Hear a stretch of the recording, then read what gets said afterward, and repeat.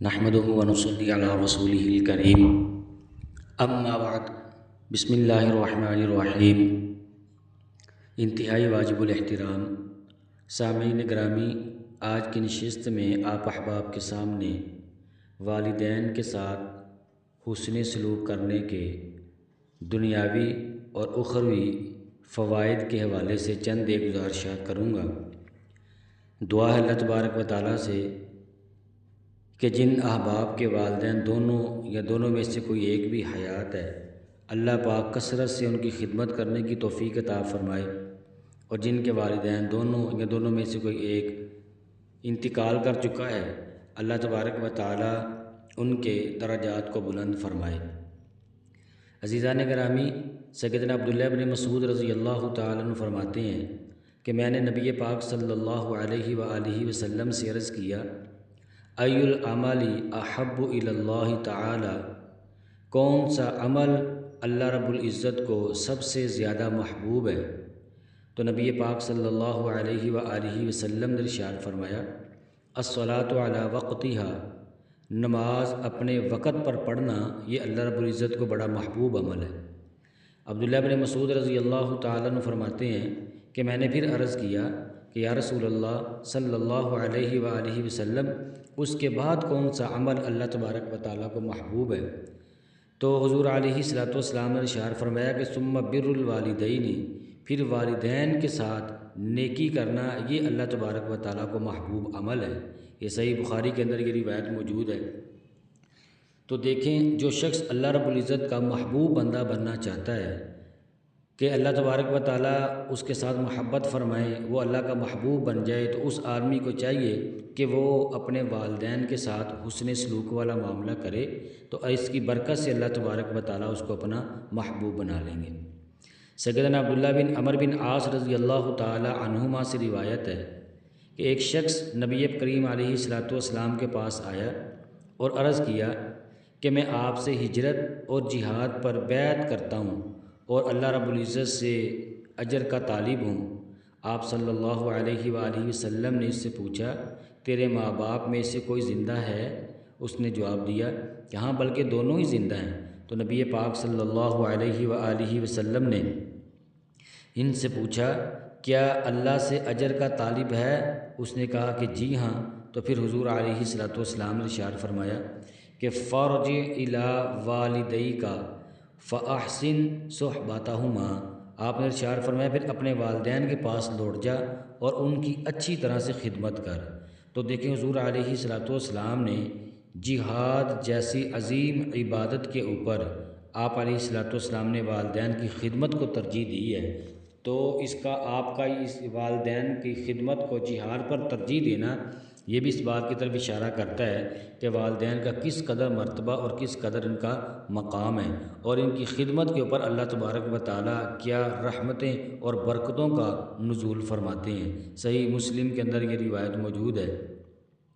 اسی طرح اور ایک اور روایت میں سیدنا معاویہ بن جاہمہ سے روایت ہے کہ ایک مرتبہ یہی جاہمہ نبی کریم علیہ الصلوۃ والسلام کی خدمت میں حاضر ہوئے اور کہنے لگے، یا رسول اللہ صلی اللہ علیہ وآلہ وسلم، میں جہاد میں شرکت کرنا چاہتا ہوں، آپ کے مشورے کے لیے آیا ہوں۔ حضور علیہ الصلوۃ والسلام نے ارشاد فرمایا، هل لک من ام، کیا تمہاری والدہ حیات ہیں؟ انہوں نے کہا کہ جی ہاں۔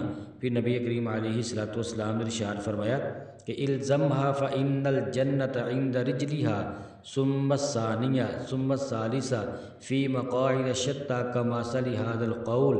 تو نبی پاک علیہ الصلوۃ والسلام نے ارشاد فرمایا، تیری والدہ حیات ہے تو پھر ان کی خدمت کو اپنے اوپر لازم کر لو، کیونکہ جنت ماں کے قدموں کے نیچے ہے۔ یہ ایک بات آپ علیہ الصلوۃ والسلام نے دوسری مرتبہ، تیسری مرتبہ، بلکہ کئی مرتبہ حضور علیہ الصلوۃ والسلام نے یہ بات ارشاد فرمائی۔ تو یہاں پر بھی دیکھیں، حضور علیہ الصلوۃ والسلام ماں کی خدمت کے بارے میں انہیں اس ترغیب ارشاد فرما رہے ہیں کہ بھائی جہاد میں آپ جانا چاہتے ہیں، پہلے آپ جائیں، واپس اپنے جا کر والدہ کی خدمت کو اپنے اوپر آپ لازم کریں، ان کی کثرت سے خدمت کریں۔ سیدنا ابو درداء رضی اللہ تعالیٰ عنہ سے روایت ہے کہ نبی پاک صلی اللہ علیہ وآلہ وسلم نے ارشاد فرمایا کہ الوالد اوسط ابواب الجنہ فَإِن شِئْتَ فَآزِعْ ذَلِكَ الْبَابَ أَوِ احْفَظْهُ أو كما قال علیہ الصلوۃ والسلام۔ آپ نے ارشاد فرمایا کہ باب جنت کا درمیانی دروازہ ہے، اب تمہارا اختیار ہے کہ اس دروازے کو ضائع کر دو یا اس دروازے کی تم حفاظت کر دو۔ یقیناً سمجھدار آدمی وہی ہے کہ جو اپنوں کی اور اپنی اشیاء کی حفاظت کرتا ہے، وہ بندہ سیانہ اور سمجھدار سمجھا جاتا ہے۔ اب دیکھیں، جو شخص اپنے جنت کو ہی ضائع اگر کر دے تو وہ آدمی کس قدر بے وقوف ہوگا۔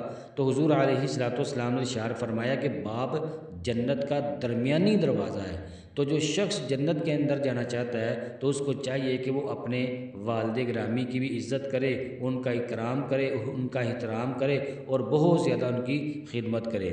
والدہ کی خدمت پر بھی جنت ملتی ہے اور والد کی خدمت کے اوپر بھی اللہ تبارک و تعالیٰ کی طرف سے جنت کے وعدے ہیں۔ سنن ترمذی کے اندر یہ روایت موجود ہے، اور اسی طرح ایک اور روایت سیدنا عبداللہ بن عمر رضی اللہ تعالیٰ عنہما سے ہے کہ رسول اللہ علیہ الصلوۃ والسلام نے ارشاد فرمایا، رضا الرب فی رضا الوالدی و سخط الرب فی سخط الوالدی او کما قال علیہ الصلوۃ والسلام۔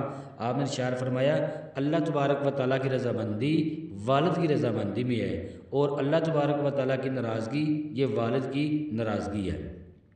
جس کا والد اس سے راضی ہے تو اللہ رب العزت بھی اس شخص سے راضی ہے، اور جس کا والد اس سے ناراض ہے تو اللہ رب العزت بھی اس شخص کے ناراض ہو جاتے ہیں۔ تو دیکھیں، اللہ تبارک و تعالیٰ کو جو بندہ خوش کرنا چاہتا ہے، جو اللہ کی رضامندی چاہتا ہے، یقیناً ہر شخص یہ چاہتا ہے کہ اللہ رب العزت کی جانب سے مجھے رضامندی کا سرٹیفکیٹ مل جائے، تو یقیناً اللہ رب العزت کی طرف سے اگر رضامندی کا سرٹیفکیٹ مل گیا، گویا کہ جنت کا سرٹیفکیٹ مل گیا۔ تو عزیزان گرامی، جو اللہ کو راضی کرنا چاہتا ہے وہ اپنے والد گرامی کو جا کر کے راضی کرے۔ جس کا باپ اس سے راضی ہو جائے گا، اللہ تبارک و تعالیٰ بھی اس سے راضی ہو جائیں گے۔ جو اللہ تبارک و تعالیٰ کو ناراض کرنا چاہتا ہے تو وہ اپنے باپ کو ناراض کر لے۔ تو جس کا والد اس سے ناراض ہو جائے گا میرے عزیزان گرامی، اللہ رب العزت بھی اس سے ناراض ہو جائیں گے۔ یقیناً سارے چاہتے ہیں کہ اللہ تبارک و تعالیٰ کو ہم راضی کر لیں، اللہ پاک کی نافرمانی میں نہ آئیں، تو وہ اپنے والد گرامی کی نافرمانی نہ کرے بلکہ اپنے والد گرامی کی فرما برداری میں آئے۔ اور ایک اور روایت میں سیدنا انس رضی اللہ تعالیٰ عنہ فرماتے ہیں کہ حضور اقدس صلی اللہ علیہ وآلہ وسلم نے ارشاد فرمایا کہ من احب ان یمد لہ فی عمرہ وان یزاد لہ فی رزقہ فلیبر والدیہ ولیصل رحمہ او کما قال علیہ الصلوۃ والسلام۔ حضور علیہ الصلوۃ والسلام نے ارشاد فرمایا کہ جو شخص یہ چاہتا ہے کہ اللہ تبارک و تعالیٰ اس کی عمر دراز فرمائیں اور رزق میں اضافہ فرمائیں، تو اسے چاہیے کہ وہ اپنے والدین کے ساتھ بھلائی والا معاملہ کرے اور اپنے عزیز و اقربا کے ساتھ، رشتہ داروں کے ساتھ صلہ رحمی والا معاملہ کرے۔ اب ہر شخص یہ چاہتا ہے، چاہے اس کو کوئی عمر نوح بھی مل جائے، وہ آدمی بھی مرنا نہیں چاہتا۔ ہر آدمی یہ چاہتا ہے کہ میری عمر کے اندر اضافہ ہو جائے، میری عمر کے اندر برکت پہ آ جائے اور میری زندگی کے اندر رحمتیں ہی رحمتیں ہوں۔ تو اس کا حضور علیہ الصلوۃ والسلام نے ایک نسخہ ارشاد فرمایا۔ اور دوسری بات آپ نے فرمائی، اور اپنے رزق میں اضافہ کروانا چاہتا ہے، رزق کو بڑھانا چاہتا ہے، تو اب دیکھیں دنیا داری کے اعتبار سے تو ہر دوسرا تیسرا آدمی وہ رزق کے اعتبار سے کتنا تنگ ہے۔ ہر بندہ یہی کہہ رہا ہے کہ لوٹے گئے مارے گئے، ہماری پوری نہیں پڑ رہی۔ تو اگر ہم یہ اللہ تبارک و تعالیٰ سے اپنے رزق کے اندر برکتیں حاصل کرنا چاہتے ہیں، اپنے رزق کے اندر اضافہ کروانا چاہتے ہیں، تو حضور علیہ الصلوۃ والسلام نے ارشاد فرمایا کہ تو پھر اپنے والدین کے ساتھ نیکی والا، بھلائی والا اور حسن سلوک والا معاملہ کر، اور رشتہ داروں کے ساتھ صلہ رحمی کر۔ ان دو عملوں کی برکت سے اللہ تبارک و تعالیٰ عمر کے اندر بھی برکت نازل فرمائیں گے، اور اللہ رب العزت پھر رزق کے اندر بھی برکت عطا فرمائیں گے۔ تو جو شخص یہ چاہتا ہے کہ عمر بڑھ جائے، رزق بڑھ جائے، یقیناً جو سمجھدار ہوگا وہ یہ چاہے گا کہ میری عمر میں بھی برکت آ جائے اور میرے رزق کے اندر بھی اضافہ ہو جائے۔ تو ہر شخص یہ چاہتا ہے، تو اس کے لیے حضور علیہ الصلوۃ والسلام کے اس نسخے کے اوپر میں عمل کرنا پڑے گا۔ وہ کیا ہے؟ وہ والدین کے ساتھ حسن سلوک ہے، رشتہ داروں کے ساتھ صلہ رحمی ہے۔ دعا اللہ تبارک و تعالیٰ سے اللہ پاک یہ میری کہی ہوئی اور آپ کی سنی ہوئی باتوں پر ہم سب کو معقول عمل کرنے کی توفیق عطا فرمائے۔ آمین و آخر دعوانا الحمدللہ رب العالمین۔